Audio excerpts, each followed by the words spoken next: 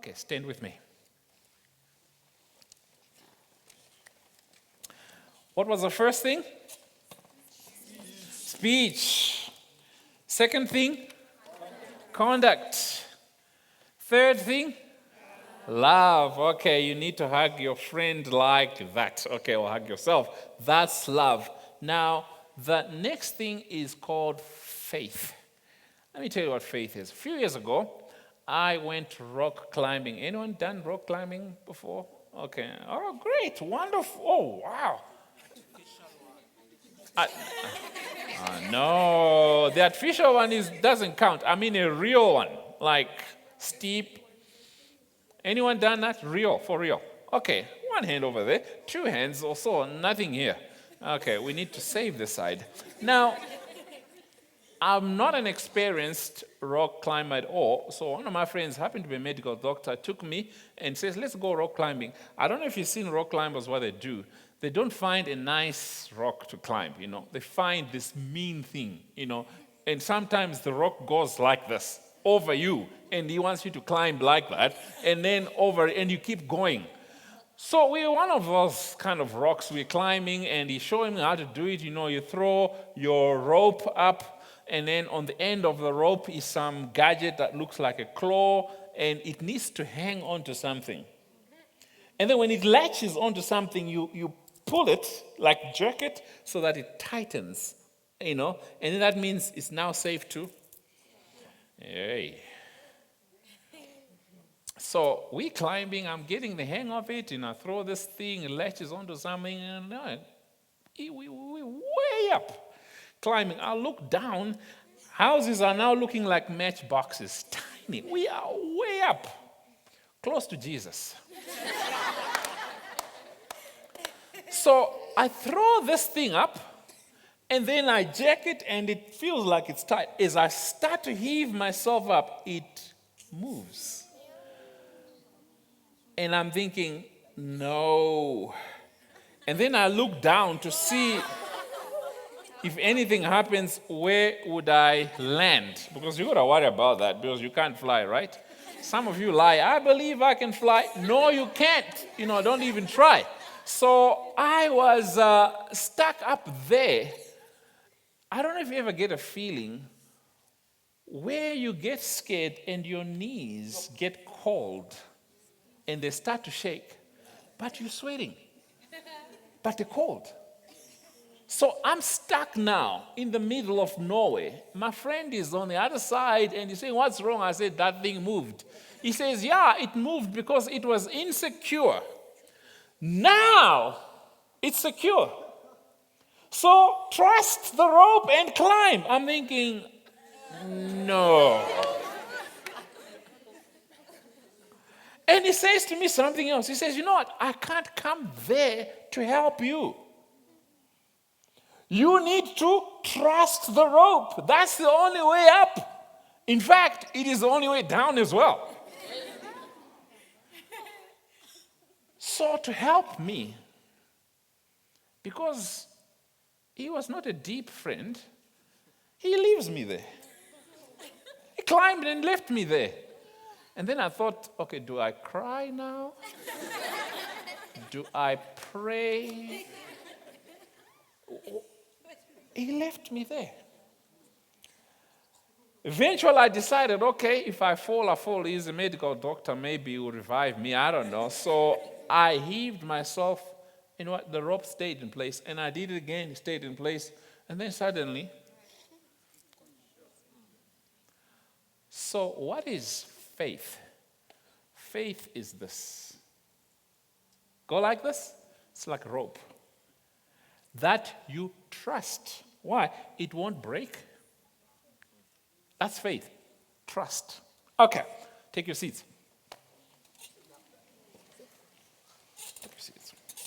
So let's define that. So faith then is to believe to the extent of becoming what? Completely trustworthy and reliable. And that's you. You need to picture yourself as the rope. Because faith is about being faithful or faithfulness. In other words, can we as believers count on you? Ha! That's interesting, isn't it?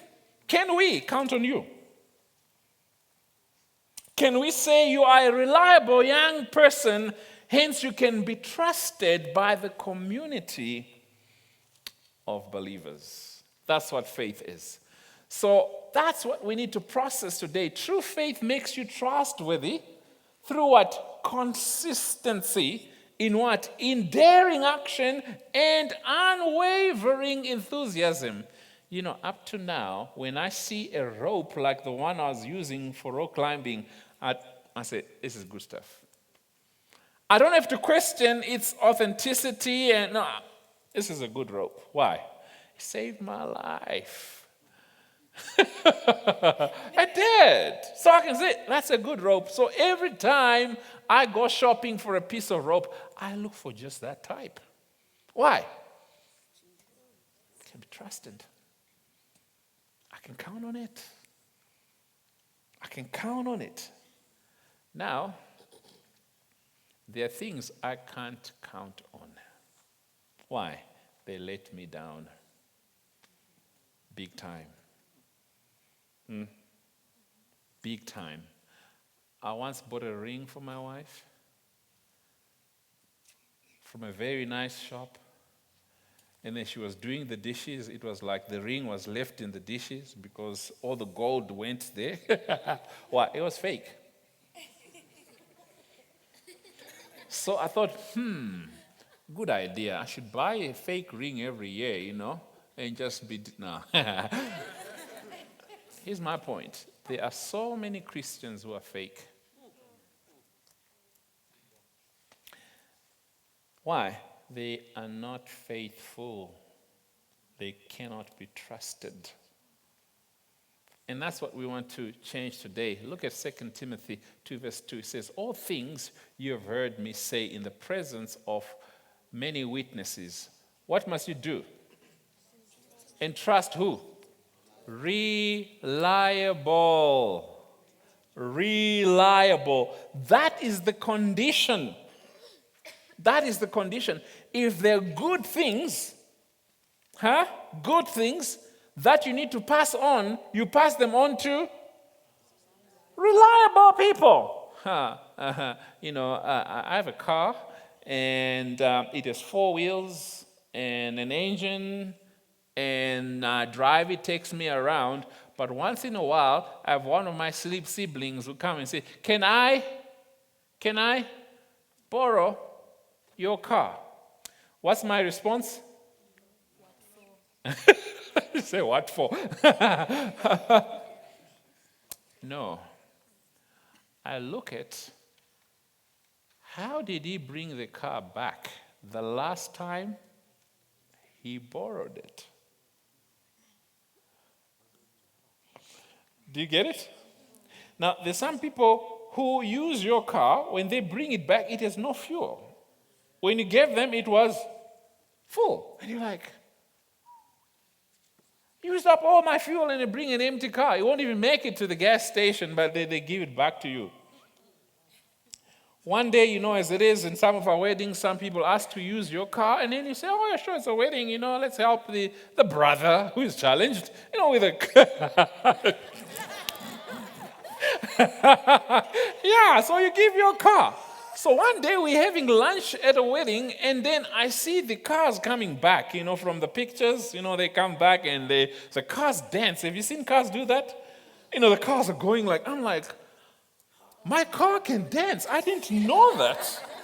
My car is doing stuff, and I'm like, whoa. And then they get into the courtyard, and my car is doing a donut. I have never done a donut with my car, but the guy who is driving it is... Okay. So the next wedding comes. Can we?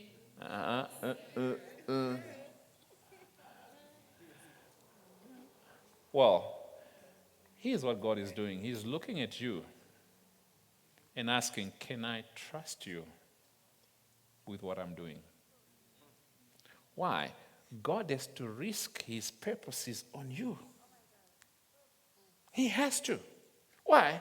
Oh, God doesn't come down from heaven directly and do stuff for us. No. He uses us. Can he trust you? Can he say, that's a faithful young person I can trust with my things? That's what faith is about. It's not just believing things. No. It's being reliable. Can we count on you as a young person? So real faith is man's weakness leaning on God's strength. What? That's the only thing that can change you. See, when I was stuck, what did I need to trust? The rope. Why? In my weakness, I became stronger. Imagine that rope being God. And God then doing work in and through you and getting you to the next level where you need to be. So this is why Hebrews 11 verse 6 says, without faith it is to do what? Oh, wow.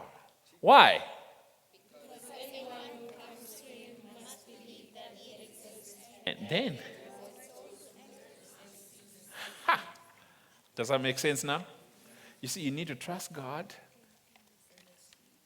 earnestly trust in God, and you become trustworthy in the process. So, inflexible in faith, invincible in arms. Oh, I like that. Now, those of you who support Arsenal in 2003, 2004, you remember they were called the Invincibles. Why? Never lost. Why did they never lose a match? They were reliable. If you look at each position in that team, you find some of them were the best in the world. But as a team, they played together, they believe. So that's almost how we need to look at you. We need to look at you as an invincible. Why? We can count on you. We can count on you so much that there are things that we need get done at church. We can say, he will do it. She will do it. But most of our churches look at young people and then they're like, oh, that's an NGO, nothing going on. Cannot be trusted for anything. So, Lord, help you. Let's reflect. What is the one thing standing in your way from becoming a Christian who can be counted upon? You know what? It's usually one thing. It's usually one thing where you just prove yourself faithless. You've been praying that prayer, and now you don't even pray it. You used to say, God, I failed you again. And then you pray, Lord, I failed you again. And you get tired of failing God that you don't pray anymore. Why? Same thing. You said, I would never do it again. You do it. So what is that one thing that's standing in your way from becoming reliable? Write it down. And you need to search your heart and truly ask, what is it that I do that I need to change? Is it stuff I read, stuff I watch?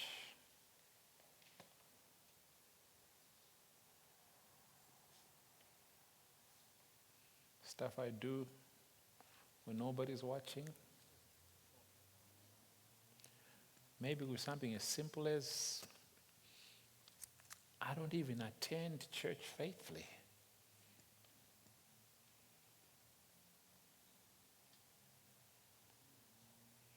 Or I attend church, but my heart is not there. I'm in a relationship I'm not supposed to be in.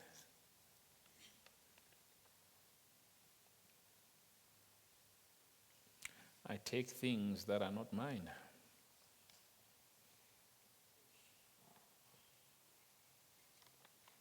I lie. I don't say the truth. What is the one thing that's making you unreliable? Because faith is about being counted upon, being regarded reliable so you can be entrusted.